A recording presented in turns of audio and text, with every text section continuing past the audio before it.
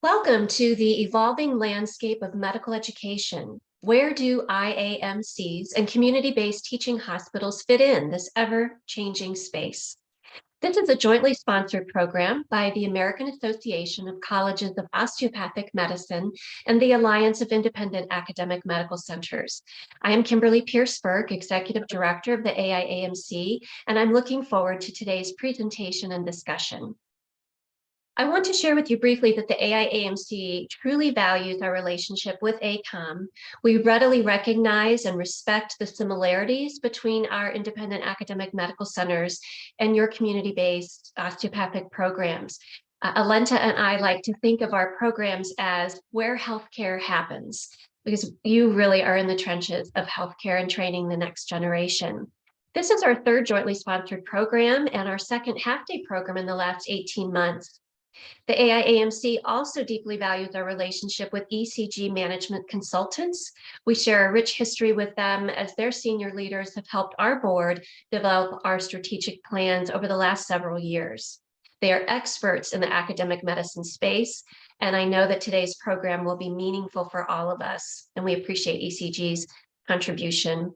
And before our program begins, we do ask that you please turn off your cameras, mute your computer audio and or phone lines so that we can clearly hear and see the speaker today without distraction.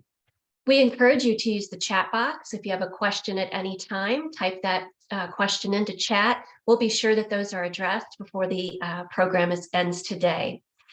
Also, there will be opportunity for question and answer toward the end. So if you want to ask a question live, simply unmute yourself at that time.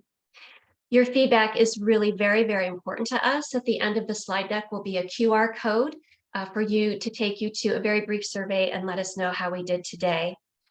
Be assured we'll also email the QR code and the instructions for CME credit following the webinar. I will now turn things over to my colleague, Alenta Long, who is the Vice President for GME Initiatives at AACOM, to share her opening thoughts and to introduce our speaker today. Alenta? Thank you, Kimberly. On behalf of Dr. Robert Kane, President and CEO of the American Association of Colleges of Osteopathic Medicine, AACOM, who he could not attend today, I'd like to welcome everyone to this program.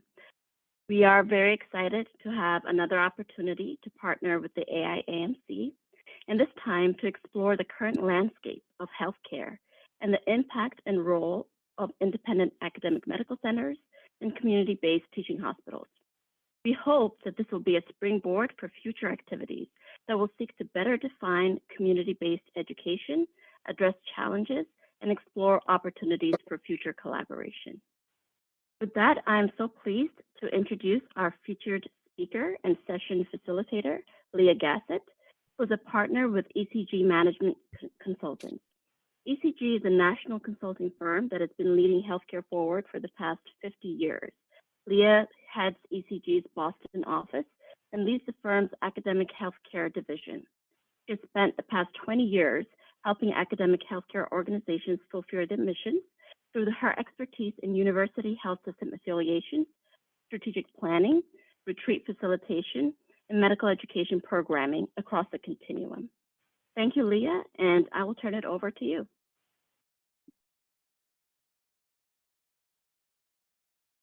Thank you very much, Alenta, and I'm pleased to be here with all of you. Many of you I think I've met before along the way, and many of you, this will be the first time that we meet, so I appreciate the opportunity to work with you this afternoon. Before we dive into the presentation and the content, I'll briefly review our agenda, and that will be followed by a trends presentation. We will leave time at the end of that presentation for questions and comments. And as Kimberly said, please feel free to put those in the chat. And when we get to the end of the presentation, I'll indicate that to the group so that you can also unmute yourselves if there are questions you'd like to ask live. That will also be followed by a discussion opportunity at that point. So the objectives for our session today are first to be a bit informed and kind of base this topic in some national trends and external factors that are relevant to independent academic medical centers and community-based teaching hospitals. I suspect some of what I'll share is very well known to some of you. Some of it I hope will be new information, and some of it may not directly relate to the organizations for which or with which you work, but is relevant to what's happening and how other organizations are moving in the industry that may impact community-based training sites. So for that reason, we've included it within our presentation today. Secondly, we hope this will stimulate thinking among the group and equip us with the tools to really articulate a definition of what is community-based education, and importantly, how does community-based education differ from other types of education. And I think what we're really looking at here is that education which is designed and delivered in a manner that is fully integrated and immersed within the community, as opposed to programs which may rotate to community settings, but aren't necessarily designed to be delivered exclusively in that setting. And then finally, we'll look to identify potential opportunities for ongoing collaborative work that will enhance and advance community-based education broadly as a concept, and perhaps within your particular institutions and the organizations with which you work in your individual communities. The way that we've structured our agenda today to accomplish those objectives is, as you see, with a brief overview, that will be a presentation format followed by Q&A, as I mentioned. Then we'll have a large group discussion where we'll work on that definition of what is community-based education. How do we distinguish it? Kind of what is it, where is it, and how does it differ? Then we'll move into a small breakout group exercise, and we anticipate having likely 4 rooms based on the number of attendees to discuss 4 different questions that look at some more nuanced aspects of community-based education. That'll be for about 30 minutes, and then we'll bring the groups back together to have a large group report out following the breakout. And our last exercise in the large group will be thinking through how to develop a bit of an elevator pitch that describes the value proposition of community-based education, in hopes that that becomes a tool or a set of talking points that you can use and continue to refine as you further the discussion around community-based education with leaders, other leaders in your organization, other community leaders, and perhaps colleagues with whom you interact in spaces outside of your organizations. We'll finalize with closing remarks, and we anticipate adjourning no later than 4 p.m. Eastern. So I'll start with our setting the stage of community-based education. And these are just some very, very high-level statistics that we've pulled together to give us a sense of what the map of medical education looks like and where and how medical education is delivered throughout the country. This is based on hospital data, all of which comes from the HCRIS or the Medicare data set. If we lump hospitals into small and large based on the bed size, and we use 250 beds to say less than that is small, 82% of hospitals in the US would fall within that small hospital category. And while it's 82% of the total hospitals, that accounts for approximately 40% of the beds and an equal proportion of the net patient revenue. But disproportionately, only about 14% of residents are trained in those environments. The other 18% of the hospitals in the US are 250 beds or larger, and they account for about 60% of activity as measured by bed size or net patient revenue, and correspondingly 86% of the total training. Clearly, that's driven by many of the very, very large teaching institutions that exist within the country. But I think one may draw a conclusion that there's still a gap and likely opportunity to have a slightly different proportion and perhaps more education delivered in those institutions that still account for 40% of all the care that's delivered in the country, and have a lot of opportunity to offer not only to trainees, but also to the communities that are served by those hospitals. If we think about that in the larger context altogether, those large and small teaching hospitals only account for about 25% of all the hospitals in the nation. Within that group, over 50% of them are minor or smaller teaching hospitals, meaning they have a resident to bed ratio of 0.25 or lower, using the Medicare definition for major teaching hospital. So again, this is maybe well known to many of you. It may be new information to some, but there's a lot of care that is delivered by relatively smaller teaching hospitals and small hospitals generally that are not yet teaching hospitals in the US, and an important kind of point of note. If we think about some of those community hospitals and where they're located, it's also helpful to consider the expansion that we've seen both of allopathic and osteopathic medical schools. This is really a look back only at about the last 12 years. This expansion started in the early 2000s.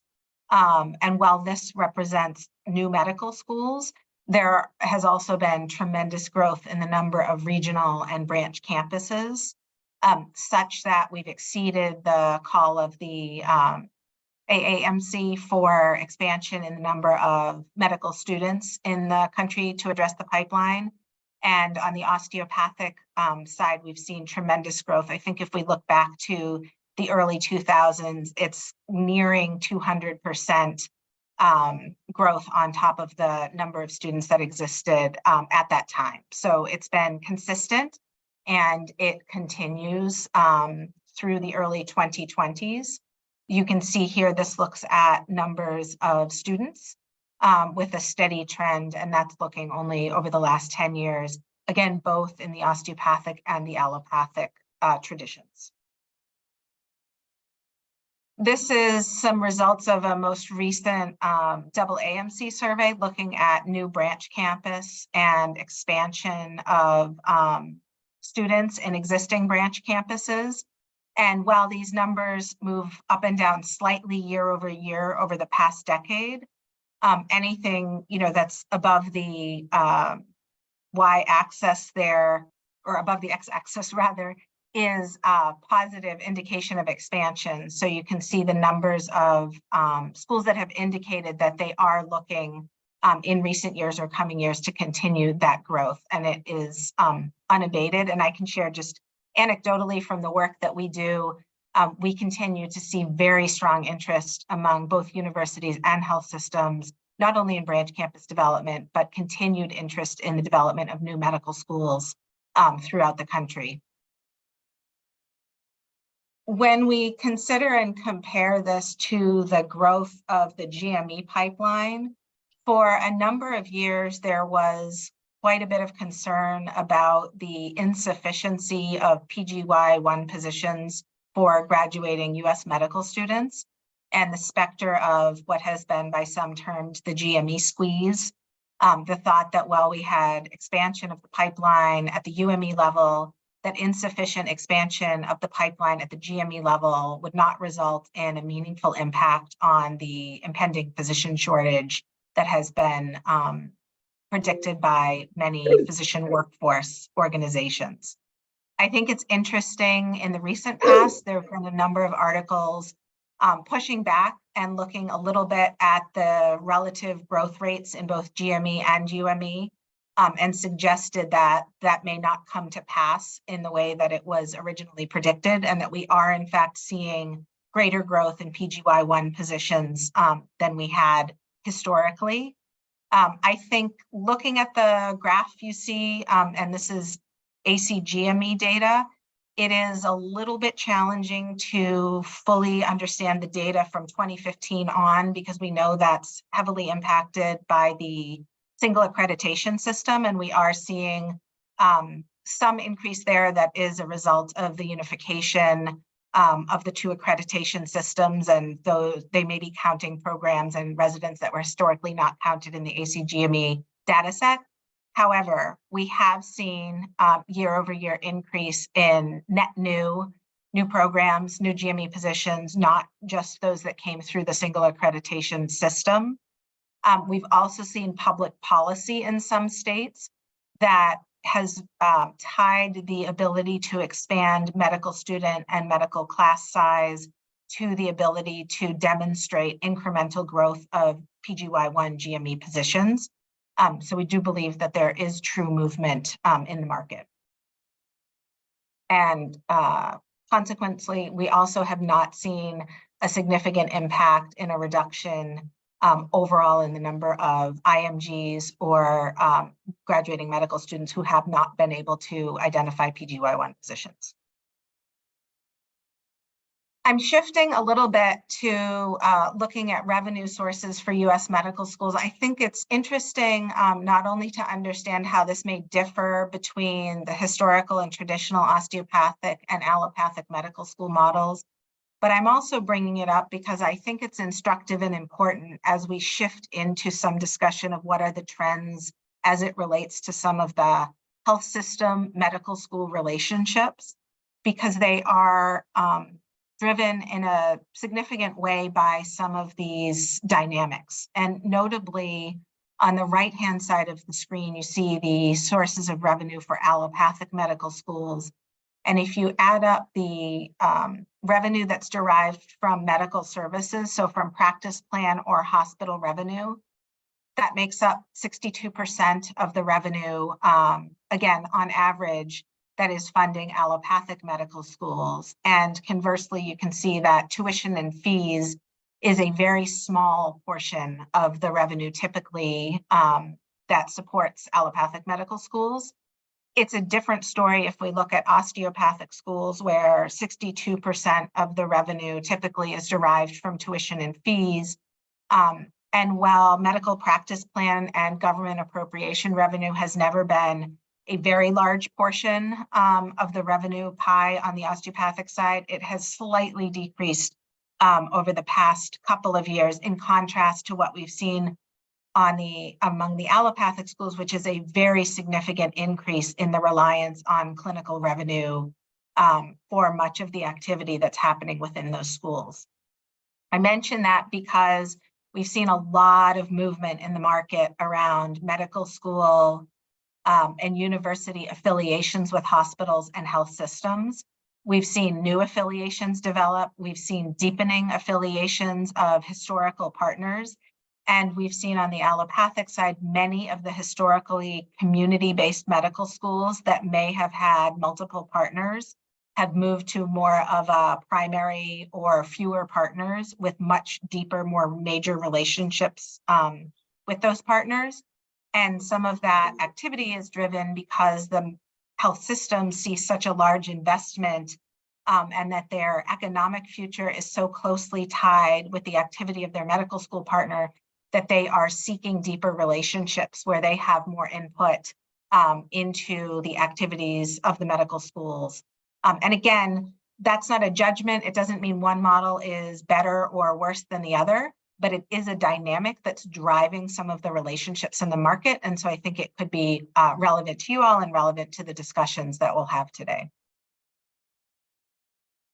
So with that, kind of shifting to what's happening broadly, not just in academic medicine, but in the healthcare market overall, we can continue to see a tremendous activity in terms of mergers and acquisitions, continuing consolidation and growth of very, very large health systems, increasing cross-state merger and acquisition activity that is happening. You can see more than 2/3 of hospitals are part of a healthcare system, and increasingly those health systems are larger and larger.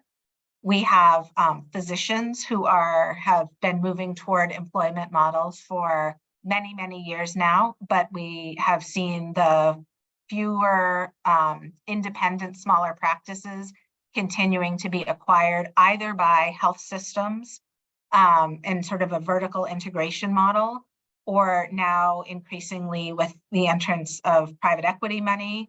We're seeing a lot of roll-ups of massive single specialty groups that again are regional, across states, and in some cases national. So that's another form of market consolidation that we're seeing on the group side as well as on the hospital side. We continue to see strategic partnerships. So some of those are not full merger and acquisition, but tighter and tighter partnerships, often with quite significant financial implications among them. And we have new entrants into the market, non-traditional healthcare providers and other companies that are becoming very active. And healthcare is a ripe area for venture capital, private equity. There's just a tremendous amount of spending that's anticipated to happen in healthcare over the coming years. And while I didn't bring it forth for this presentation, we're also seeing quite a lot of tech investment in education and higher ed. So it'll be interesting to see how those two factors converge in academic healthcare specifically. And thank you. I see that there are some chats happening, and I'll rely on my colleagues to monitor those and flag me if any of them are things I need to stop for, or questions that we may need to answer. Again, sort of looking across the industry, the top academic health systems, at least as ranked, or top hospitals as ranked by US News and World Report. And I know that there's a lot of questions about the rankings and the methodologies. And we always are looking for better ways to look at this data, but nonetheless, they do exist, and they still are relevant, particularly as we look to patient populations and otherwise. You'll notice that all of these hospitals have something in common, and that is they are all academic. They're all major academic medical centers and teaching hospitals. So that's been the case for quite some time. I don't anticipate that that's going to change in the near future. Of those traditional academic medical centers and academic health systems, we have seen a move over the last decade or so from some more affiliated models to more integrated models. In some cases, this is happening through revised governance structures. In some cases, it's actually changes to corporate structures. In some cases, it's changes to affiliations to more closely, especially knit together the clinical components of the academic health system to improve overall financial and operational performance, and in many cases, then create investment opportunity back into the academic enterprise. But you are seeing these organizations become more integrated, tighter together, and they're expanding per the consolidation piece. So you have now these large academic medical centers that in many cases are part of a much broader health system. And they are working through topics of how do we have hybrid faculty, community physicians inside a single large integrated health system. That work for those organizations continues unabated at this point. For historically less academic or non-academic health systems, we looked at a study of large health systems by size, and we found that of the 40 largest, 18 already had long-standing academic relationships. When we looked at that group a little bit more closely, 13 of them had recently then entered into new major academic affiliations or developed their own medical schools. So again, these are very large health systems that historically were not involved in a major way in academics or did not have a major university partnership. Of the 9 at the time of the study that we did that were still largely non-academic, there was at least one that was in a major way pursuing its own GME development strategy, which we often see as the first step in moving toward becoming a more academic health system. So again, while these are larger systems and may not compare directly to smaller community health systems or independent community hospitals, it does show that there's clearly a trend to these health systems wanting to be involved in medical education. And they're doing that because strategically they believe it's important to differentiate themselves in the market. And also, in many cases, from a workforce and pipeline development perspective, they want to be closer to the production of the next generation of physicians and other clinicians and health professionals. Again, anecdotally, and I don't have a slide on this, but I would say 10 years ago, we were doing a lot of work developing new medical schools, developing new branch campuses, developing new affiliations that were really anchored on the medical school.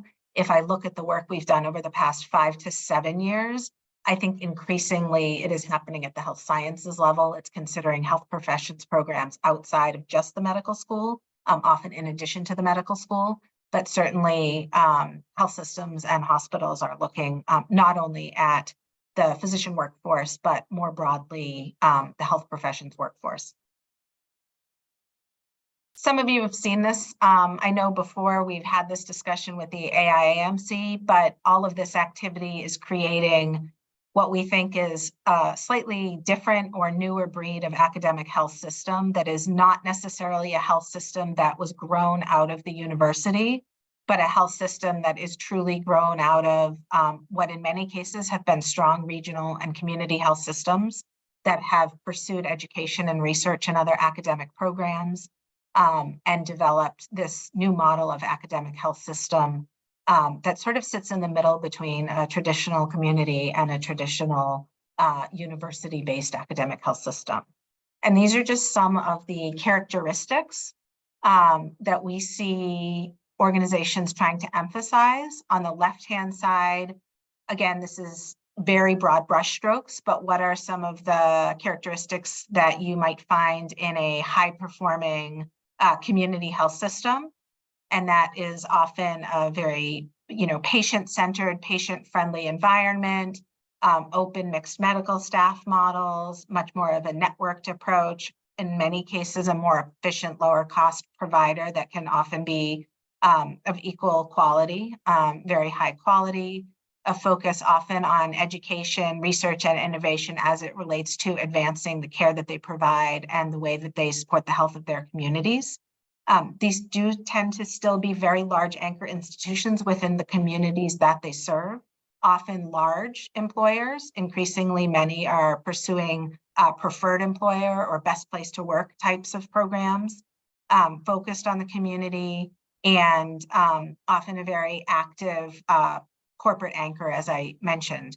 The right-hand side is sort of the traditional AMC university-based, often more of a closed medical staff, can be more faculty-centric, tertiary, quaternary, arguably historically has been less responsive to market dynamics. Some of the structural barriers to departments and things like that make it difficult to act quickly in the market. They do have advanced technology. They are seen as differentiated for patients in terms of access to the latest advances and whatnot. And we see organizations looking for kind of what's the best of both worlds. And that's what we really see emphasized in some of these new, more health system-based, community-based academic health system models. So to wrap this up, and I know I've been droning a bit here, and I'm eager to hear your comments, observations, questions, what may be similar or different to what you are seeing and experiencing in the market. But we see medical schools and medical school expansion, whether that's through new school development or expansion in class size, continuing to proliferate. At the same time, health systems are consolidating. There are fewer and fewer independent hospitals out there. And those health systems are being very judicious and careful about their academic investments. In some cases, looking to narrow the number of partners they have to those who have a mission, a vision, a commitment to the community, an ethos that is really highly aligned with the health system. Affiliations are always important, but especially I think in the health professions for medical schools and other health professions programs, much of the education is delivered outside the walls of the university, often more than half of the education delivered in the clinical environment.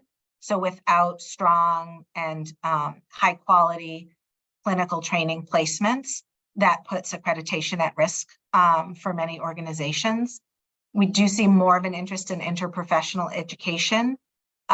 So again, moving away from just thinking about physician education, but thinking about how do we provide education through team models that are more consistent with the way care is delivered in these health systems.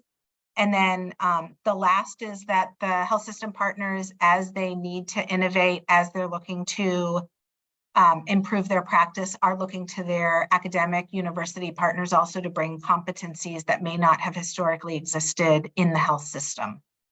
So with that, I'd love to open it up to questions. And I think I see JP, you have a hand up, so jump in. Hi, Leah. Thanks so much. Just outstanding as always. You know, one of the things I was curious about was that with all the consolidation that's happening, like the health systems begin to learn and obtain competency about how to really run these different schools very efficiently. And so what I was curious about is if you have seen any of these health systems just decide to, like, you know, do it on their own, like after they get the competency about how to run the different types of health profession schools that exist. Do they just say, you know what, we're going to apply to the Department of Education within our state, and we're actually going to try and, you know, set up a, you know, private, separate nonprofit, 501c3, whatever, and start our own, you know, schools? I've seen a couple of things. I've seen and been involved with health systems who know that they want to move in that direction and have evaluated whether it is faster to market and financially more efficient to partner with an existing school, which often, even just from an accreditation perspective, can be a faster path to getting a school up off the ground, even if it is to be more of a bespoke, you know, a new branch campus or a newly accredited medical degree program. Doing it within the context of a degree granting institution is faster to market in many cases. So some have gone that route. Some have decided that they wish to just do it on their own, and they'll go through the entire process of degree granting and then MD or other programs. Recently, we also worked with a client who actually basically acquired, I mean, they looked at what would it sort of cost to buy the health sciences university or colleges from another entity. Yeah. So there is a lot of that happening around the country right now. Thank you.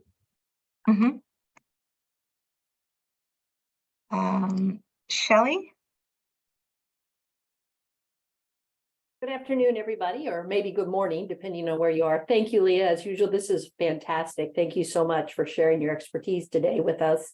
My question is kind of adding to JP's question, in that when you have seen in the newer medical school health system partnership development, what percentage would you say has also a financial component? And if not fully integrated financially, at least financial integration around the education component?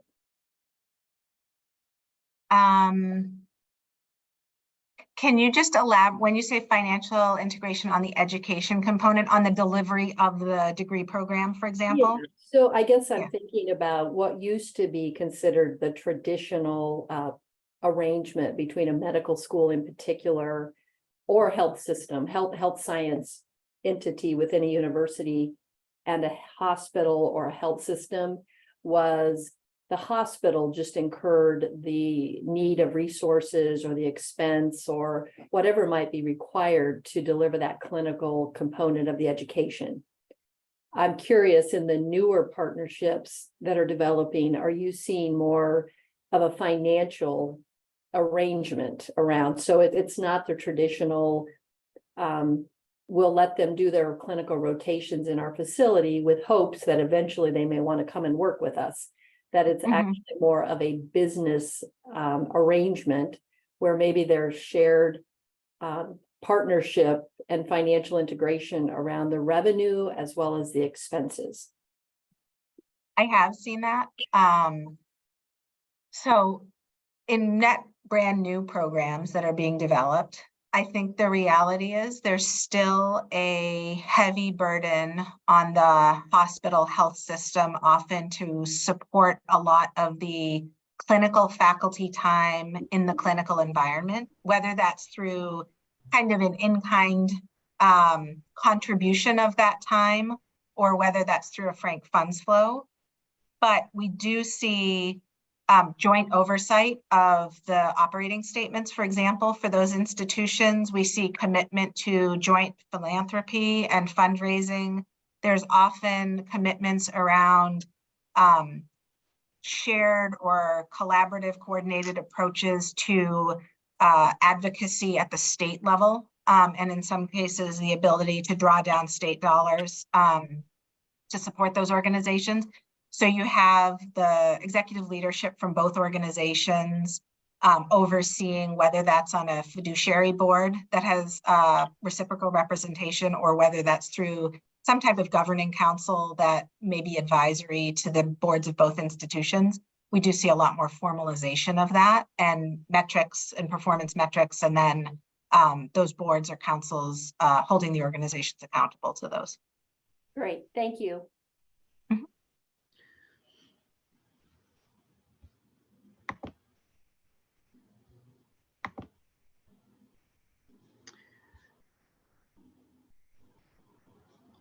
Any other comments or observations or questions?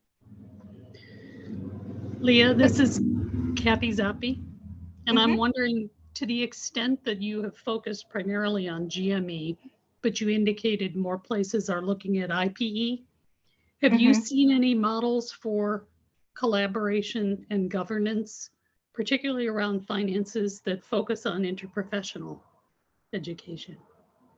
I've seen less of an entire integration of programming than I've ever seen with the medical school side. But I have seen organizations willing to jointly invest in the development of bespoke programming. In some cases, that's programming that's physically co-located with the health system or hospital. Shared investment in new program development. Have seen some reciprocal governance where there's representation of the health system on boards outside of the medical school. So perhaps specifically with a nursing school or with another allied health school. I've seen organizations direct their tuition remission programs to narrowed groups of health professionals programs. So again, that's not quite the same as an integrated P&L, but it is a way to ensure that dollars are being targeted to support specific programs that are more highly aligned with the goals of the healthcare delivery system. Thank you.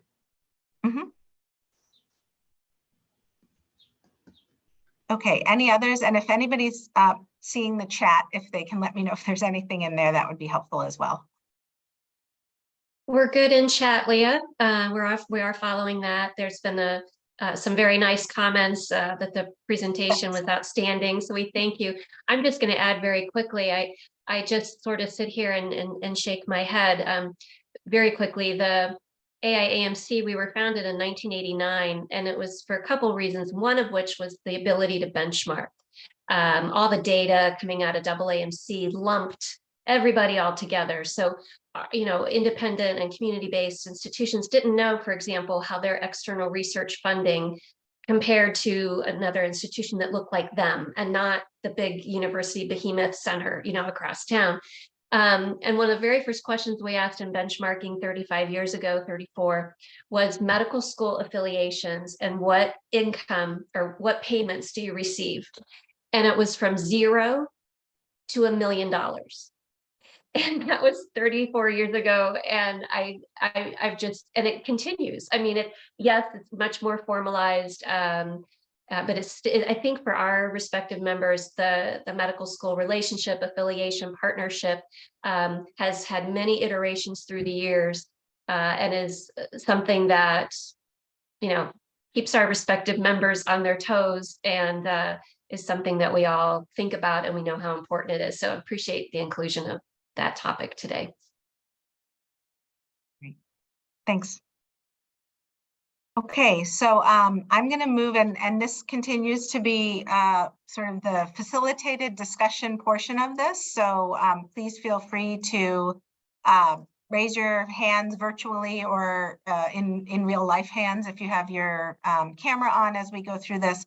We'd like to kind of have a conversation among the participants at this point about, what is community-based education? And I alluded a little bit in my opening comments to the idea that there are community rotations that may be different if it's kind of traditional education that is rotating to a community setting than that education which is designed to be delivered specifically within the community. And so whether that distinction is accurate or not, or whether you kind of buy into that or not, that's some of the discussion we'd like to have to really continue to set the stage today.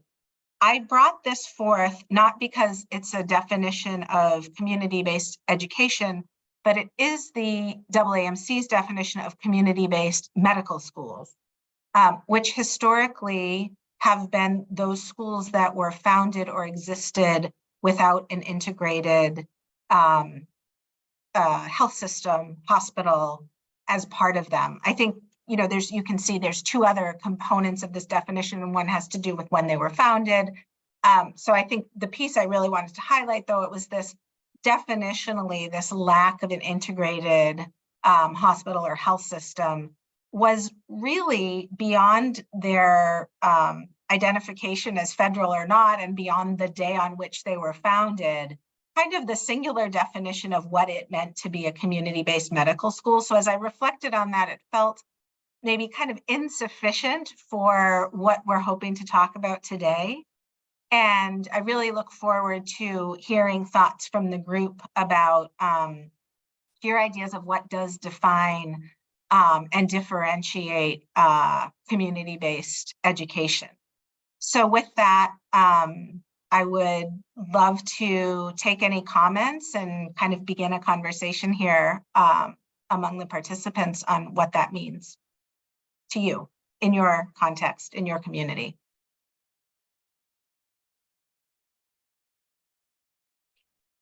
I can kick it off, Leah, and I do want to hear from others. We often, and we've shared this with you many times, Leah, but from the Independent Academic Medical Center community-based side, we think of ourselves as the tricycle, where the big wheel in the front is patient care. The two smaller wheels in the back that drive patient care and that give most excellent outcomes for our patients are medical education and research or scholarly activity. Whereas our university counterparts, their tricycle looks different because they've got obviously that they care for patients, we all do, but their patient care wheel is in the back. And really it's the medical education and research that are the front wheels. So that's one metaphor for how I think we are very, very different. Thanks. I'm curious if any of the folks who are on the call today are partnered or affiliated with community-based institutions. So do you have university, or if you're a university, other partners that would define themselves as community-based that sort of would lead you to being in this category? Is it something about the way that you deliver education within your hospital or health system that you would identify as being community-based versus, say, AMC-based or university-based? I'll answer that question. Good afternoon, everyone. My name is Sophia. I am the Director of Medical Education at Baptist Health South Florida, down here in Miami, Florida. So Baptist Health is a community-based health system. That's how they began. It's rapidly growing, and now we have 12 hospitals. So our community is from Palm Beach County all the way down to the Keys. And I would say that for us, we have various affiliations with 2 universities that also have medical colleges. And it's been, I would say, a great thing because we're able to service the community, which has a vast geographic area at this point, the best we can. And we kept our value system at this particular healthcare organization, where we are very patient focused. We are very driven by innovation. We're becoming more focused on medical education. We are a part of the community. We're trying to make sure that our names get out there. So I would say that for here with Baptist Health, It has been community driven, but now we're going more into the innovation and medical education and more of an academic stance than previously. So we're one of the ones that are in transition to some of the PowerPoint slides that were presented earlier. We are definitely in transition to be a bit more of an academic center. We were independent, but it's going to quickly change. Great. Thanks, Sophia. Thank you for sharing that. I'm curious, because I mean, obviously that was something I shared a little bit in the slides, and Sophia, you've echoed that in your experience. Have other organizations or other people on the phone within those organizations noticed a transition or experienced transition and change in how education is delivered in the organizations that you work in over the recent or maybe not so recent past?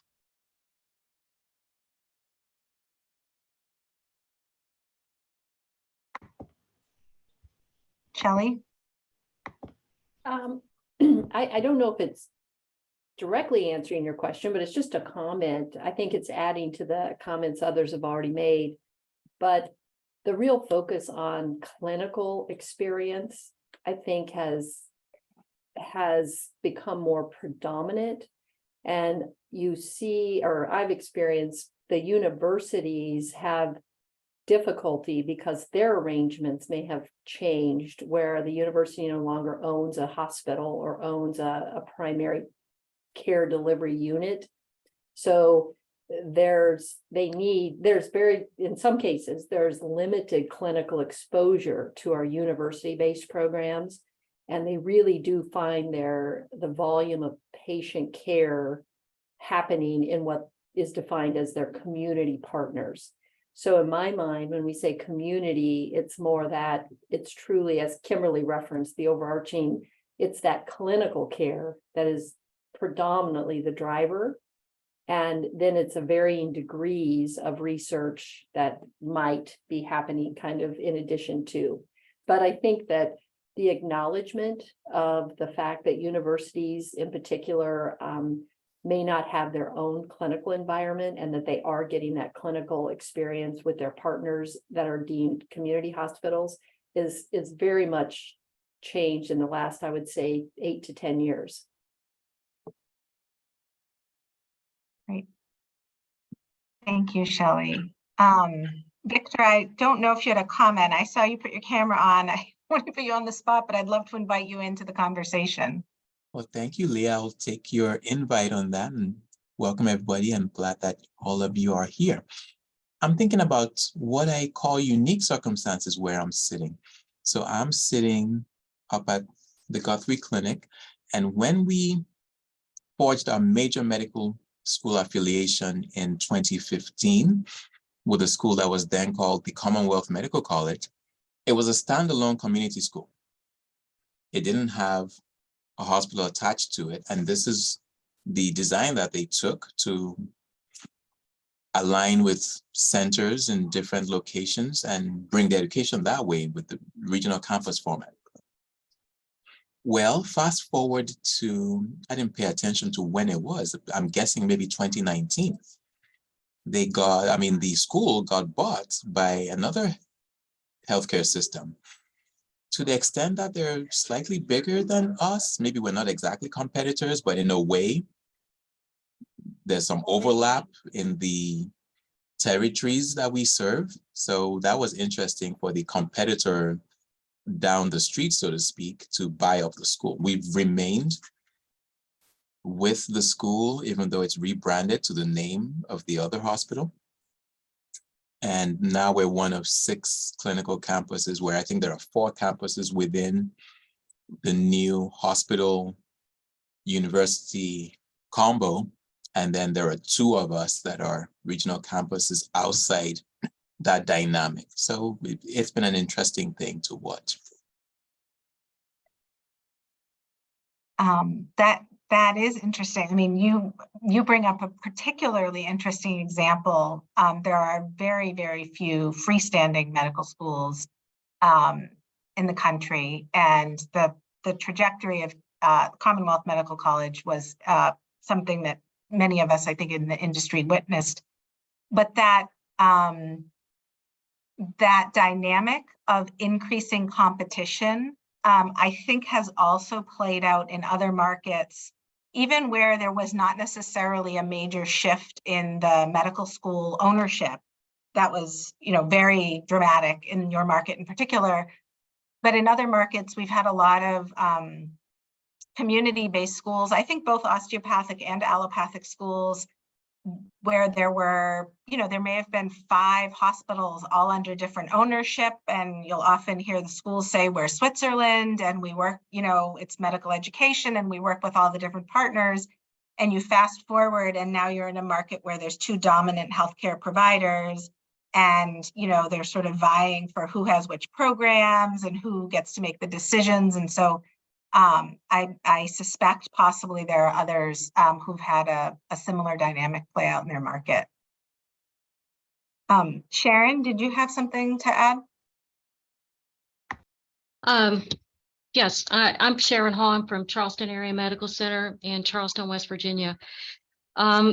Whether we consider ourselves an independent academic medical center or a community-based health system depends on who you ask. Our academic partners will tell you we're more community-based, and we consider ourselves to be a little more of an academic medical center, but we have a medical school. There's no medical school located in our community, but we are home to 2 regional campuses, and then we have multiple affiliation agreements. We have a sort of a uniqueness in that we provide all the academic infrastructure for both of the medical school regional campuses on our sites. So all the research support, the simulation center, the media departments and the IT and the systems that are in place are all funded and supported by the health system. And we are the sponsoring institution for our graduate medical education programs. What we've seen over the last 10 years is, and actually more pronounced over the last 5 years, is a health system push for more academic presence in our environment than ever before. So we are experiencing a lot of growth and development of new programs, expansion of our residency programs.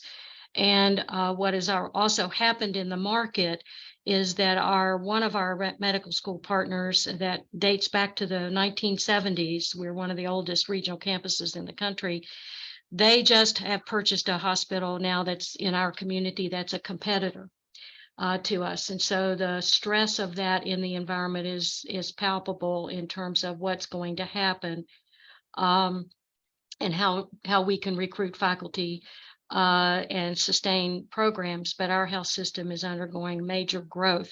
What we're looking for is more strong integrated partnerships now with our higher education, medical affiliates, plus other health profession affiliations with programs in terms of focusing on securing the workforce of the future. So we are becoming looking for more partners, advancing programs, and looking more toward that integration and the alignment of the academic mission is greater here than it's ever been. And it's being driven by the mission and the strategic goals of the health system. Thank you for sharing that. I'm curious, are there other health system leaders on the phone who have experienced that dynamic where there's a realignment or an active movement toward greater alignment with your academic partners? Has anything changed in those relationships that's driven by the health system?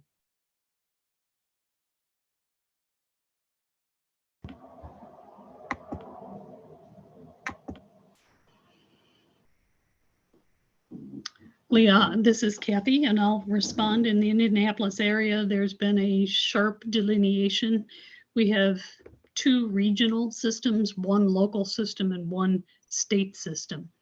And each of the GME programs appears to be shoring up its defenses. And making sure that GME programs are internally contained and productive for future workforce for their system. I think we have moved away from a free exchange Switzerland model for rotations and for cross-training. Great.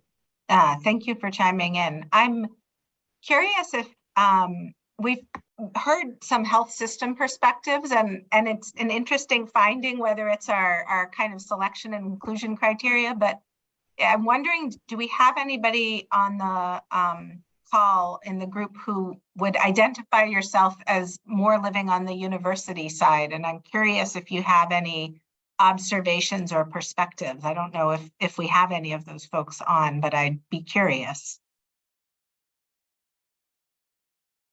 And if we don't, I think it's interesting that we have kind of entirely a group of maybe largely health system representing folks here to talk about community education, because that may be kind of telling in and of itself.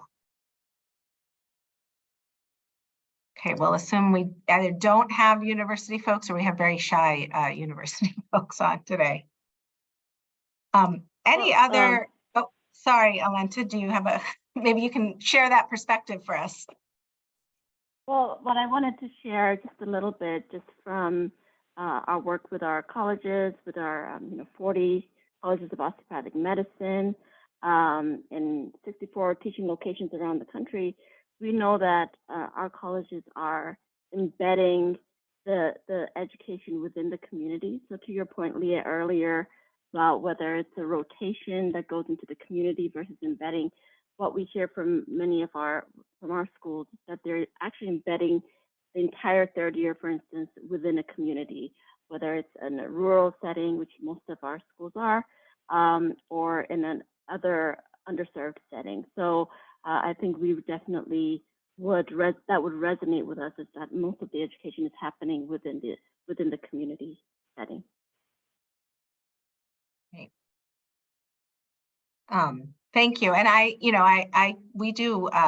have a lot of opportunity to interact with deans and associate deans and lots of folks on the medical school side. And, I also would say, I think one of the things that we spend a lot of time thinking about and talking about is what those relationships look like, and sort of how to make them stronger, stickier, and ensure really that it's a high quality experience for the learners, but also that it is mutually beneficial to both of the parties, so that they really have a reason to want to continue and in some cases grow that relationship as well.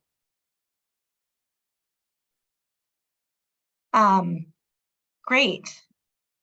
I will maybe, I know we have a couple of staff who are on to support us from AACOM, and I just want to put them on notice that I think we'll move to our breakout likely a little earlier than anticipated. We have all our facilitators on, so I'm going to shift the conversation to describing what we'll talk about in the breakout. So that's kind of your notice, and then I'm hoping we'll be able to shift to those without too much difficulty thereafter. So the intention of the breakout is really to create just a smaller group setting for you all who are, colleagues and have a lot of different experience and expertise. Some newer to this, some have been doing this for a very long time. You're all in different communities around the country. Really to share your experiences and think about where there might be new opportunities. And I think especially new opportunities for some collaborative work around this topic of community-based, community-embedded, really designed for the community type of medical and health professions education that we're thinking through. And so to do that, we brainstormed a couple of different topics. And as I mentioned before, each of the groups will have a different topic to discuss. And after you discuss it in the small group, we'll do a report out so that everybody can hear what was said. And I think this will help us to understand where there might be particular areas of alignment or topics of interest for future exploration among the different groups that are convening today. So each of the breakout rooms has been assigned a facilitator. That means you'll have somebody in the room who can help with any of the logistics, managing the time, inviting participation, and also documenting the discussion so that you don't have to worry about that. We would ask at the outset that you identify somebody who's willing to be a spokesperson for the group so that when we come back to the report out, nobody's surprised if they're volunteered for that option. I will preview the questions in just a moment, and there will be one question assigned to each of the groups.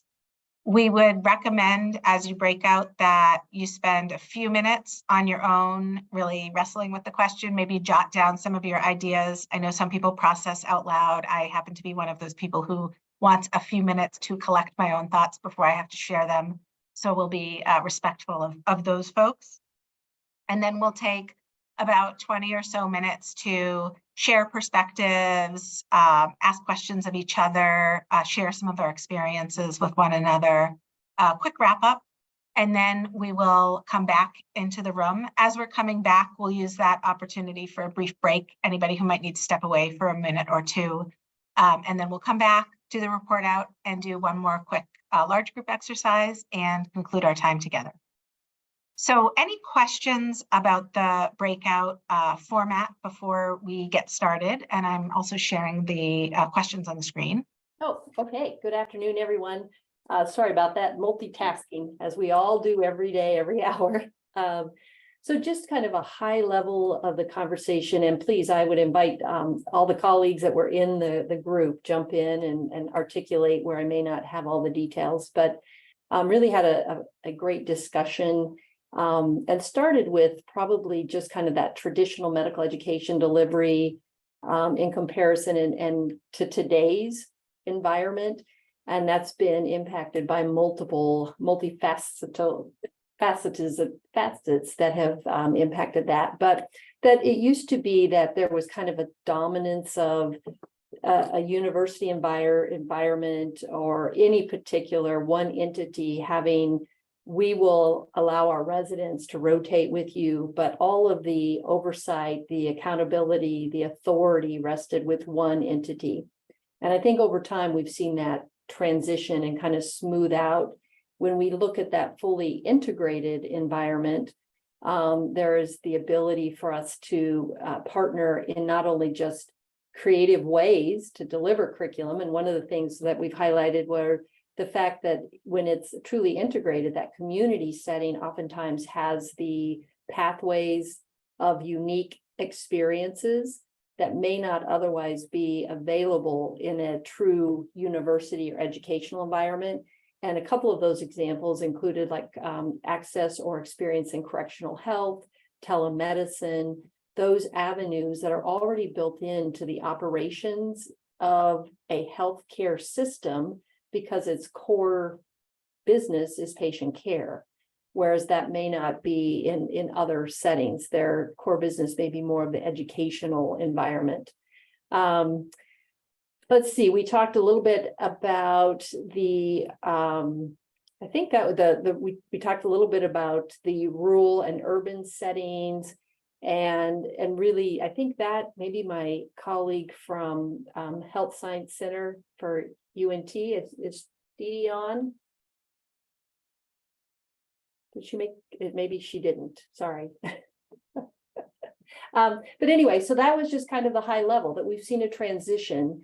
And I think that the fully integrated is what we're moving more toward. And when Leah's comments earlier about these new partnerships and adding on to the financial engagement. And then the other piece that we talked about was the overarching program overview. So instead of it being a learner comes into an environment and only that individual that is supervising or training, precepting, makes an evaluation of the learner and sends it to the entity that's ultimately the accredited entity responsible. Where now we see in this integrated where there's governance or structure where equal contributions can be made as to whether the residents or the students are really meeting the practice ready component or practice ready competency level. And that feedback circle is completed, that whole cycle.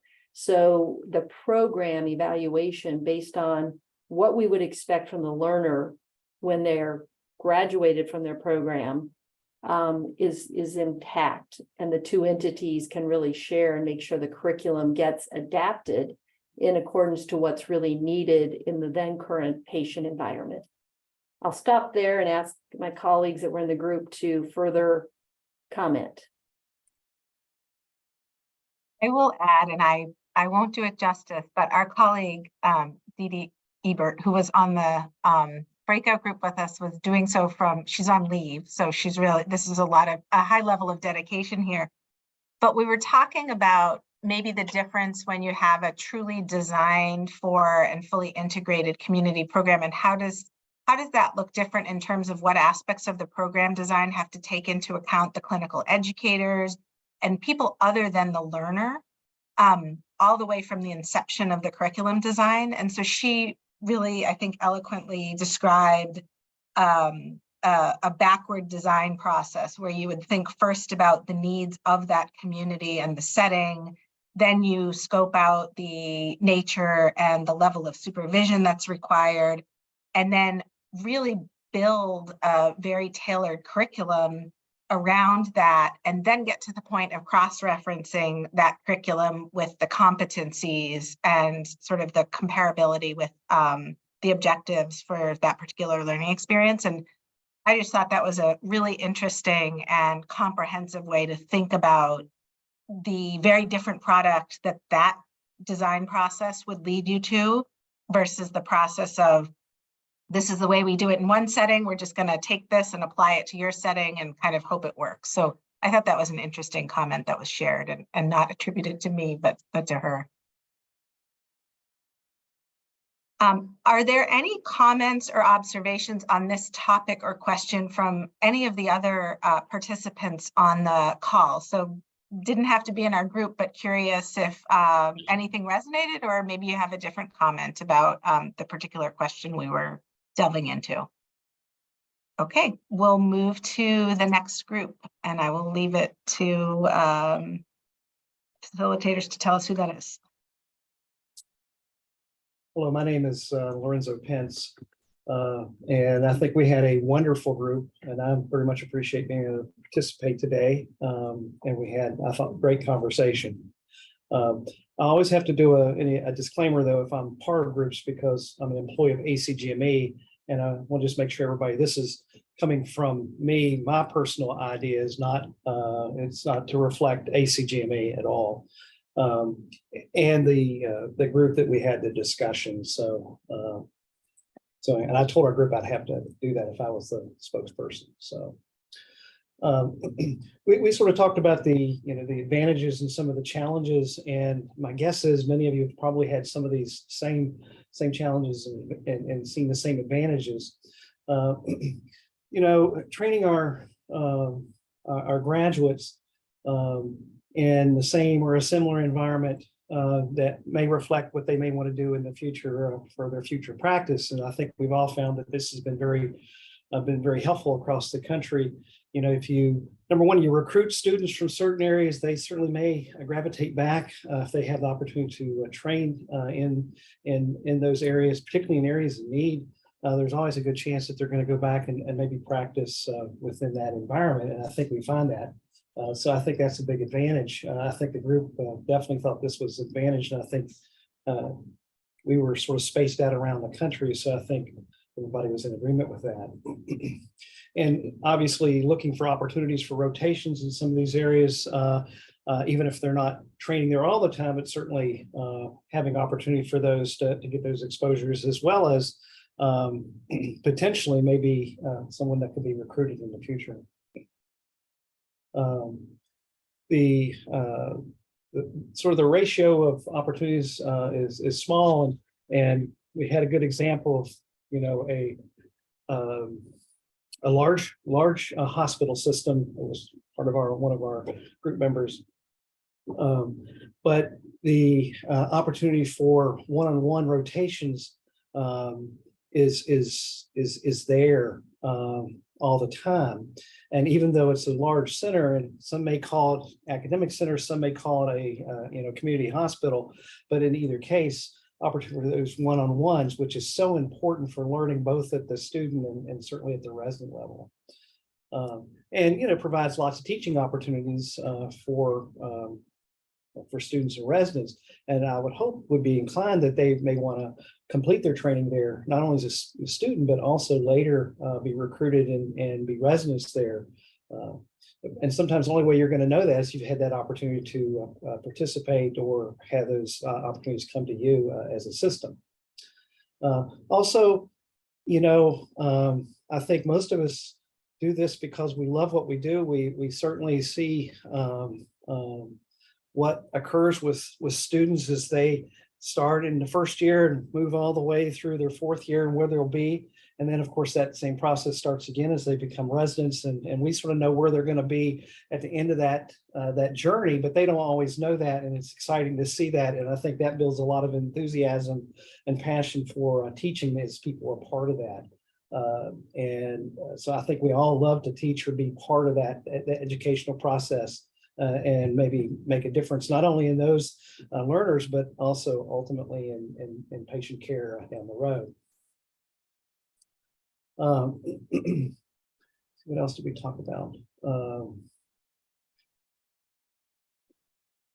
Certainly making sure we prepare those residents so they will be able to participate in independent care of the patients, providing all those services not only in the bigger systems, but also in the smaller systems where they may train or maybe ultimately practice. We want to make sure they're well prepared for that. And certainly that access to care is really, really important across the board, both in the rural areas, but also underserved areas within the urban areas. And there's a number of those across the country. So I think we all make a difference, irregardless where they train, but we would hope we can prepare them for practice in all environments. And certainly the importance of the social determinants of health, and we're all engaged in that almost, I think, every day. Based upon where we're located and certainly the populations that we care for. But to make students and residents and everyone very aware of those needs and what may need to be utilized in the care of those patients, because they may have similar needs. Certainly, on a personal side, for me, I've had the opportunity to practice both in rural areas as well as in urban and inner city areas. And interesting enough, sometimes you have similar needs. They're just completely different environments, and sometimes you wouldn't necessarily expect certain challenges in some areas, particularly urban areas where you think transportation and things would be a lot easier, but that's not always the case. So I think it's important that we provide those kind of experiences and everything for our trainees. Many challenges are out there. Keeping an open mind. Certainly, there's some that may not think that training in a community hospital-based or a community system outside of a major academic center, that you can't provide the education needed for those trainees. And I think all of us would probably disagree with that in many regards. Certainly I would, based upon having those experiences, but there's still a lot that may not have that full understanding of those opportunities and what actually does occur in these settings. So I think it's important that we continue to provide that kind of education and certainly reflect some examples as we have them. But those are challenges I think we run into, quote unquote, the traditional educational settings. And that's not where everybody has to train, and certainly they can get good training in other environments. We talked about competition, certainly within certain areas, and I think everything has always been competitive. It seems like it's getting more competitive. Sometimes we have our competitors right at our back door, which then may impact the system that you're part of. And potentially once upon a time, those systems may have been part of a bigger group that everybody worked together in providing patient care. And based upon who they're acquired by, that all of a sudden they may become competitors, which could have an impact on actually both systems, but certainly if they're a new competitor, and particularly if they're going to be in the education arena, they certainly can impact your faculty as far as trying to recruit those faculty. Certainly could have some other influences based upon educational pieces. So there's a lot of different things, and I use an example because of my experiences in more urban areas where there was competition between systems, even though they were great systems.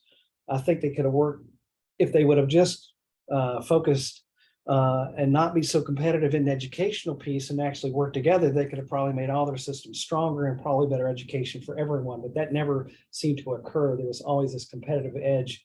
And I think that impacted the education in all systems. But again, I don't know if there's anything we can do about that, but that's the experiences I think some people have had. I certainly had that, but also we talked about others that's actually occurring somewhat as we speak. The challenge of recruiting faculty, program directors, depending on where you live, based on the geography, there's all kinds of things that have influence on trying to recruit faculty, both within areas and from outside of areas that may not be familiar with some areas, particularly in rural areas and whatnot. Sometimes it's not always easy to recruit and also train those individuals, even though they may have interest. So I just let's see. Faculty development is always a challenge. Those are areas that maybe we can help each other depending on the system that you come from, or the systems that may be able to provide those kind of things that can actually enhance everyone's education. Certainly I found that in rural areas to provide that important faculty development that can help make your faculty much better teachers, but that is always a challenge. Compensation's always been an issue, irregardless what kind of system you're in, and that seems to be the productivity incentives is even more today than maybe it has been in the past, because everybody has to make a living, and the systems they put a lot of pressure on the educators to make sure that they're productive, but certainly that has impact. And I'm not saying that's not important, because it is important for everyone, but I know that's the challenges everybody has now. And again, just those assumptions and notions about community-based education, that's always, not everybody understands it. And again, they may not have had those experiences. Certainly, some of us had those experiences in the smaller hospitals based upon where other physicians may have trained in much bigger systems, and you ask them to, be part of an education system, and they look at you like, well, we're not big enough to do those kind of things. It sometimes takes some time and a lot of development for people to realize that, yes, we can, or they can be part of that. So anyway, so those are just some general ideas that we talked about. Some of those things, I suggested, that it was really the group that suggested all these things, and I want to thank everybody for their input. And I would ask the group, is there anything that you'd like to report out that we didn't talk about, or that we did talk about? Thank you, Lorenzo, and thank you to the other group members. If I'm missing anybody, please do feel free to chime in if there are additional thoughts. Also, I'd invite, if there's any other thoughts or comments, anything that other participants who weren't in the group may identify for that list that wasn't mentioned yet. Well, I think the one thing I forgot to mention was associated with, there was definitely discussions about ACGME and review committees. Based upon the makeup of review committees, maybe not as many members coming from community hospitals or smaller systems, and more from academic systems, and sometimes the challenges with that. So I think there's always that concern, but hopefully we're making some headway in some area.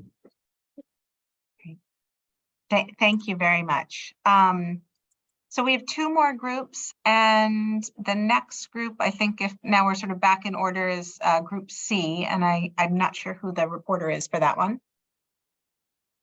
That would be me. I'm not able to get on camera, but I can start. Our question is, how can partnerships and collaborations be used to improve and or expand community-based medical education, traditional schools and hospitals, others, community organizations, etc.? What pitfalls have you encountered? So our group discussed the various partnerships and collaborations, as well as some of the pitfalls. So some of the pros or positives are that partnerships can help expand educational offerings within your center or healthcare system. Partnerships and collaborations also provide different perspectives to medical centers that may have not otherwise had outside influences. Maybe they're new to learners, maybe they're rural or remote. They also consider healthcare. Some collaborations also help institutions consider healthcare in a different light. We also highlighted that opportunities to leverage resources and scale across multiple organizations who would not have had the chance to do so without those partnerships and collaborations. And then a lot of places, as we increase the focus on partnerships with community organizations, now have different initiatives such as Fresh Start, food banks, and free clinics. And I'll get to some of the pitfalls afterwards. I'm just going through all of the positives right now. Some of the organizations within our group have partnered with community health departments and other hospitals within a short distance. Some have partnered with federally qualified health centers, and that has given their students public health experience, holistic medical partnership. Then we've also had some partner with military institutions such as the Air Force Base. Then we've had collaborations within the community and various and how to approach collaborative discussions. I'll get back to that as well. So some of the pitfalls that we've highlighted is reimbursement, who gets what and when. We've also highlighted competing priorities amongst the various organizations that may be partnering or collaborating. For example, if you are partnering with maybe a federally qualified health center, they may have certain metrics that they have to hit, whereas maybe in your case, it's more of an educational opportunity, not so much the metrics. Or if you're partnering with any of the different community partners, that could be the case. Some places are territorial over community resources.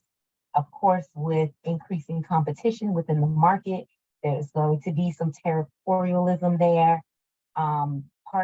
Then there's the importance of building trust when trying to address health equity within and across all of these collaborations and opportunities. We also highlighted the involvement in community organizations goes beyond just the benefits for us. It also helps our students and or residents and fellows feel connected to their community indirectly or help with retention. And in regards to retention, of course, you know, if the students and or fellows and residents feel a connection to the community, they may stay within your organization or within organizations within your community. A lot of the positives strongly outweigh the negatives from what we could see in our group with these collaborations.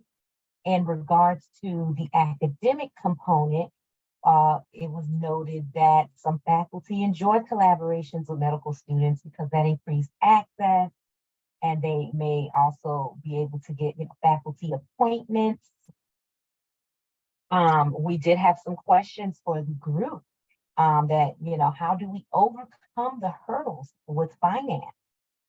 And then how do we support our GME leaders what might that partnership look like? What resources might be available to help organizations get started? So if anyone in the group would like to answer those questions, we're open to suggestions. And how have partnerships and collaborations helped you improve? Because I think we pretty much all probably have some sort of partnership and collaboration at this stage, but we would love to hear from the group as well. Thanks, Sophia. That's great. And there's a little bit of a call to action or a question there at the end. So nice job, and curious if anybody else in the group wants to take that up. Any successes overcoming finances in partnerships? Well, Leah, we did share some individual kind of success stories. They're rather difficult really to scale and to have a template for somebody. But just some individual examples of, GME's partnering with a community organization and they do increase immunization levels, or diabetes management is improved, or 30-day readmission for CHF is decreased. There are very targeted ways of being able to show your C-suite, okay, so yeah, they had to leave campus and we didn't get the, the Medicare funding, but, look what we've accomplished. And ultimately, it's not only better patient care, but it did save the hospital money. Mm-hmm. Great. Thank you. And Dee Dee is saying some success in partnership with managed Medicaid funding, which may be more regional or community based. So working with Medicaid in these partnerships might be a way to assist with the financial concerns. Thanks. That's a great tip. Okay, great. So we have one more Group D to report out. And this is Kathy, and I'm reporting for this group because Victor nominated me. So everyone else chime in if there's anything I miss. There was some comment about comparability. We talked about the fact that family medicine as a specialty has often been community-based and unlinked from academic or tertiary care settings, and that much of their data reporting has focused, particularly recently, on health outcomes and data about the population that is served by the practice.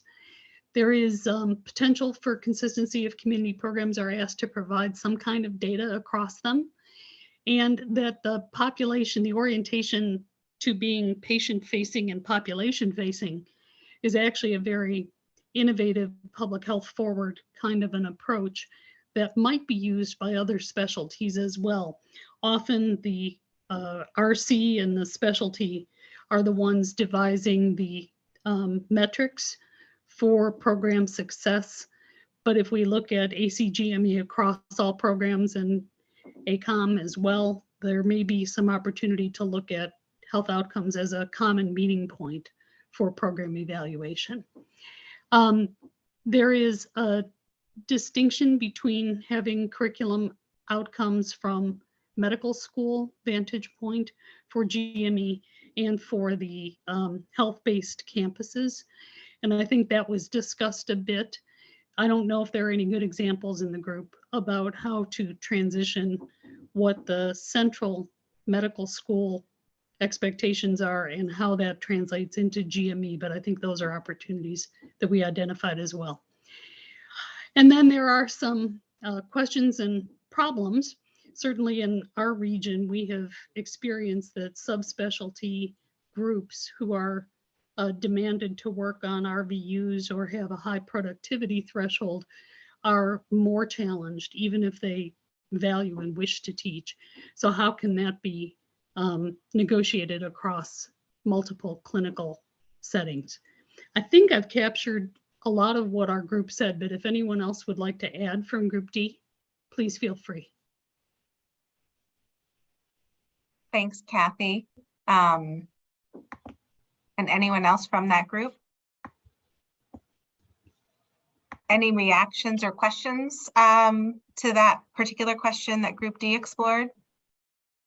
Okay, with that, Chelsea, I'll ask if you'll stop sharing and I'll reshare my screen. And thank you all very much for, I know this is a long time to be on the screen, and so appreciate your sticking with us through this.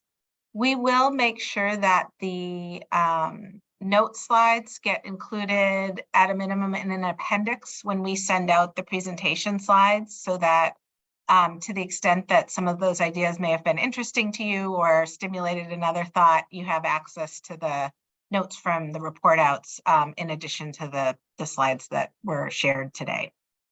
So the last exercise that we're going to do, and we'll go through this and we won't dwell on it. It's going to be sort of a quick brainstorm, and hopefully your thinking has been stimulated about the topic already, but we're going to think a little bit about the value proposition of community-based education.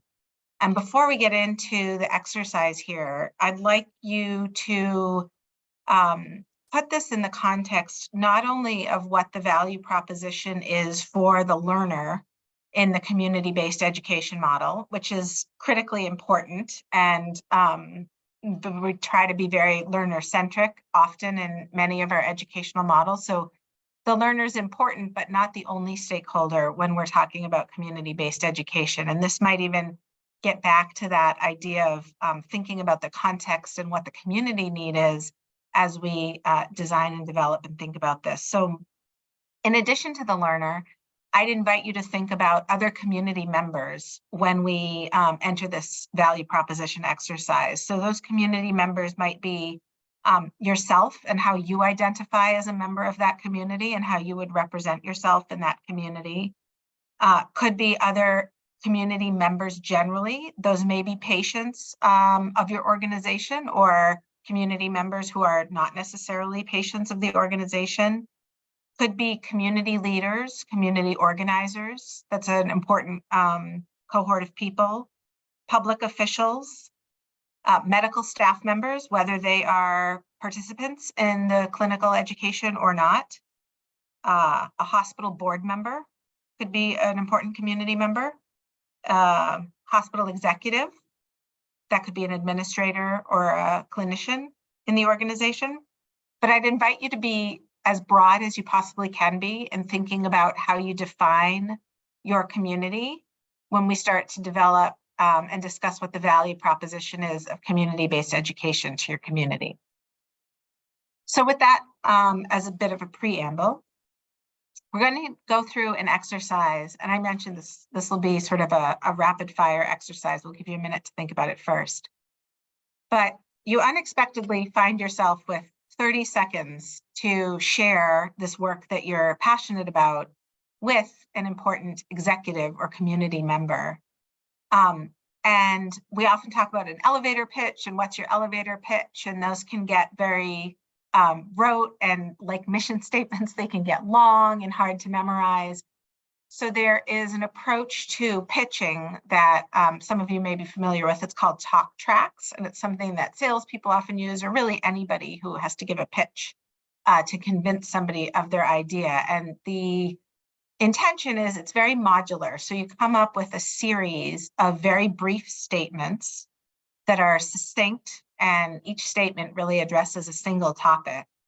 And if you have 3 or 4 of these talk tracks, you don't have to memorize your whole elevator pitch, and they're easy to modify for the audience that you might be talking to, and you kind of keep them in your back pocket. And I'd like to think of this as an exercise that we're going to use to think about what the value proposition is for community-based education. But hopefully this is one of those little pieces of learning that when you're thinking about your next pitch, whether it's for funding or a new program that you might be developing, or even something outside of work where you're convincing somebody of an idea, that this might be something that you can kind of grab and use in that way so that you get a little more out of this. So when you're thinking about these talk tracks, they tend to be short, one idea, sentences, or they may even be phrases. Don't use jargon. So let's try not to talk about ACGME in our talk tracks, because when you're talking to your community member, they have no idea what the acronym stands for. So you really want to think about, can this be understood by the person on the street, somebody who's uninitiated, not a part of kind of the club. They don't necessarily understand medical education or the ins and outs of it. You can share results in your talk tracks, but you don't want a list of statistics because people will kind of glaze over. So 1 or 2 numbers might be an appropriate sort of level of detail for a talk track. An example could be very memorable or relatable to a talk track. You know, what was the result or outcome of the particular community education opportunity that existed in your community, and ending with a call to action or a to-do or an ask of the individual can also be a way to tie up the pitch or the talk track as it is in a nice way.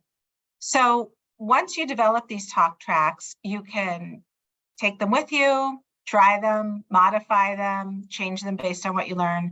But we hope that we can crowdsource some good nuggets out of this, that you can each go back to your organizations, and the next time you might find yourself with 5 minutes to talk to somebody, or 30 seconds, I'm violating my own rule there, 30 seconds to talk to somebody, you'll remember a couple of these and maybe be able to pull them out. So we'll do this as a large group, this exercise. And what I would ask is that you each just take a few minutes and try to come up with what those succinct phrases are. And we'll just do this like a quick brainstorm. I'll ask people to share them. So we'll give you about 3 minutes of quiet time. Then we'll share. I'll take them down on a PowerPoint slide here so that we can remember them, share them back with the group, and you can modify and use them if they're helpful to you. So about 3 minutes of quiet, and then we'll brainstorm as a group. Okay, do I have a volunteer who would like to share one of their pithy, succinct statements? Put one in the chat. Oh, great. Thank you.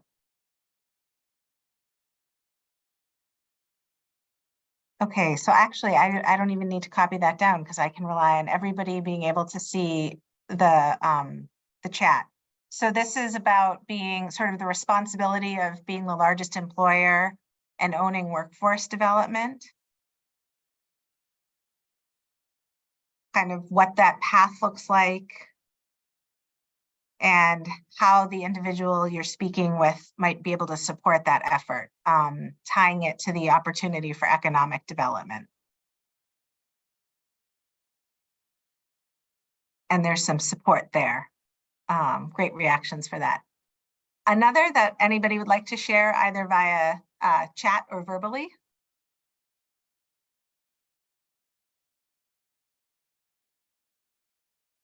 So Leah, I keep in my mind, I keep going back to your slides are just so wonderful, and particularly the one that struck me, or the what's been traditional and what's been community-based, and where might there be some commonality in the middle. And so I was thinking of I know you said to do a phrase, but I'm a little simpler thinker, I guess. I was thinking of like just words, and like nimble and innovative. And what I've tried to do is then tie, and I love the idea of telling a short story. I think those are very, very impactful. So, community-based education, we're very nimble, we're responsive, we're innovative. When we realize that food insecurity or hunger in our community was top 10 in the state, let's say, we partnered with the FQHC across town and delivered, we reached X amount of families. And, this was a pilot project, and we'd really like to continue it. Could we have your support to expand maybe? We started this in our family medicine program, and we'd really like to extend it to other programs. So nimble and innovative, tell a story, have an ask. I think what makes us so unique and special is that we are patient-centric. Like I said, patient care is that big tire, medical education and research are the small supporting tires in the back. I didn't have a story for that one yet, but I know everybody could come up with one. the tying of education research, integrating that into quality. So again, because patient care is first and foremost, when you have better quality, you're going to have better patient outcomes. And our community-based education program, we have residents who lead QI projects based upon specific community need that the hospital has identified.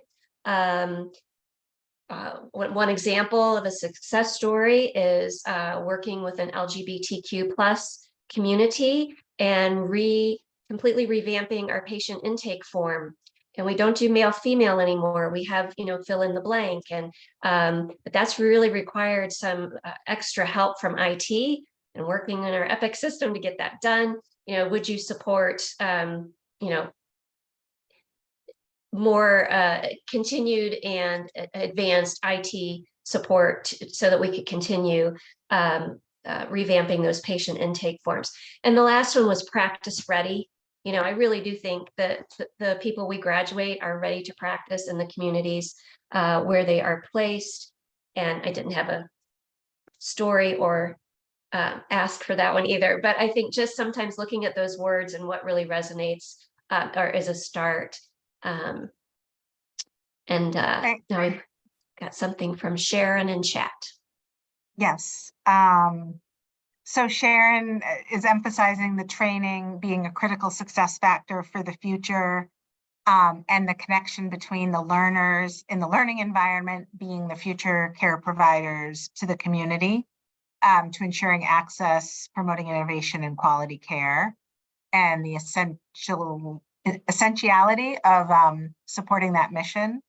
I had thought of one that is a few years old, but an experience that I had, and I think a quick example results story was, since, and I'll say this in the person speaking in that community, but since we started our training program, one of our recent graduates began practicing in the next town over, and that means that pregnant women in that town no longer have to drive 45 minutes to their prenatal appointments because they're able to see a local provider where historically there was not access in that town. So I think that's an example where it's a little tiny story, but if you're talking to a community member or a public official, that's a great one where that really hits home. I know how that affects the people in my community. You didn't tell me a lot about how to deliver medical education, but I see that close tie between delivering that education, retaining the provider, and what it means to the lives of the people in our communities. Other examples that folks can think of? Well, so the little elevator pitch that I typed earlier was targeting a community that has never done a residency training program. And to piggyback on what you just said, one of the key parts to do is to identify a local physician or med student that's from that community that came home and mention how rare that is and say that it could be a lot more common if we actually trained our own, because we can recruit students from our community who we know have a better chance of sticking once their training complete. So, the first elevator pitch often leads to a second elevator pitch. But when you can point out a case example, like you just mentioned, Leah, it really brings it home to the, mayor or alderman, for example. So yeah, I would certainly recommend that we always use those local stories. Mm-hmm. Great, thank you very much. Oh, great, we've got another one in the chat, and this is from Dee Dee. I am actually not going to read through those because it's long and I don't want to detract from it. So I'll just give you a minute to read through, because I think there's a couple of great ideas in here.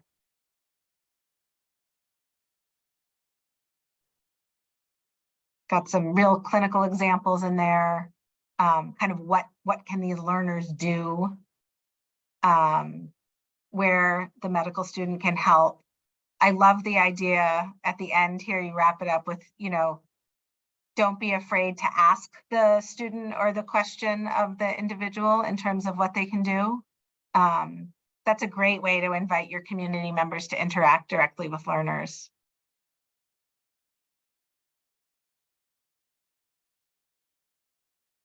Any other final comments? I think hopefully folks are getting the idea, and I'm sure you've got examples in your own communities, and maybe this is stimulating your thinking a little bit more. I think at this point, I will turn it over to Alenta and Kimberly for some closing remarks. And I'm going to stop sharing my screen because I think you have maybe a final slide or two that you'll share with that, with the wrap-up information. Yeah, so Alenta, do you want to start us off? And then when Alenta is finished with her comments, Mindy, if you wouldn't mind putting up those last couple slides, I'll go through those quickly. Thank you. Sure, well, I just want to thank everyone for your active participation and valuable contributions during today's event. We hope that you found it valuable as we took a deeper dive to define the advantages of community-based education and AIAMCs, some of the challenges and opportunities, potential to enhance consistency across these environments, and then finally, how to communicate the value of community-based education using stories and examples as we just went through. Thank you again to Leah and the ECG team members for all your expertise in facilitation. Thank you, Kimberly and Mindy from AIAMC for your partnership and help with putting this event together. We hope to continue these discussions and explore how we can elevate the role of community-based education and independent academic medical centers in future and national conversations. So please stay tuned. With that, I'll turn it back to Kimberly.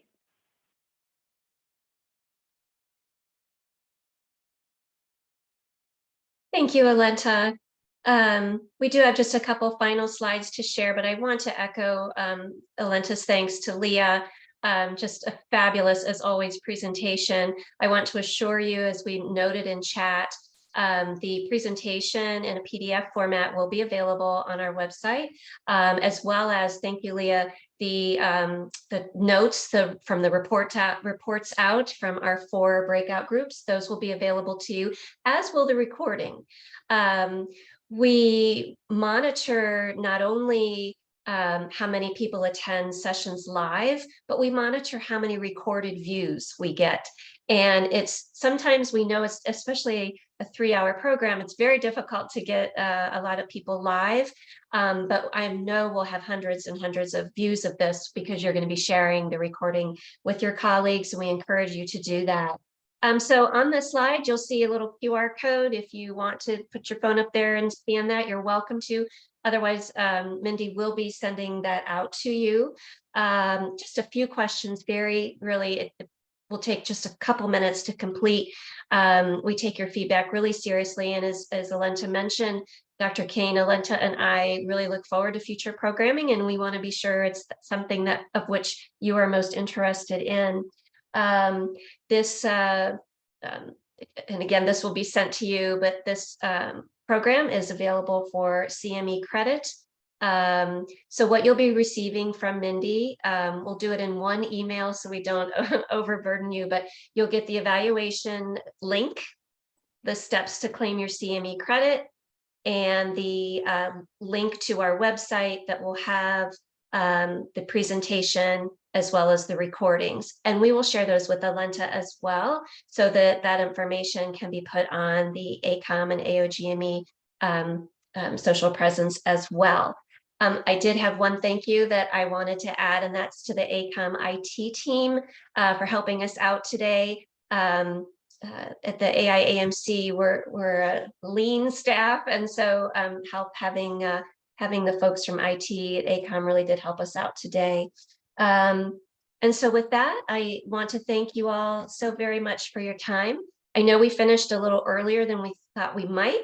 I don't know anyone that's ever complained about getting a few minutes back on their calendars. So I hope the program has been rewarding to you. I know it has to me.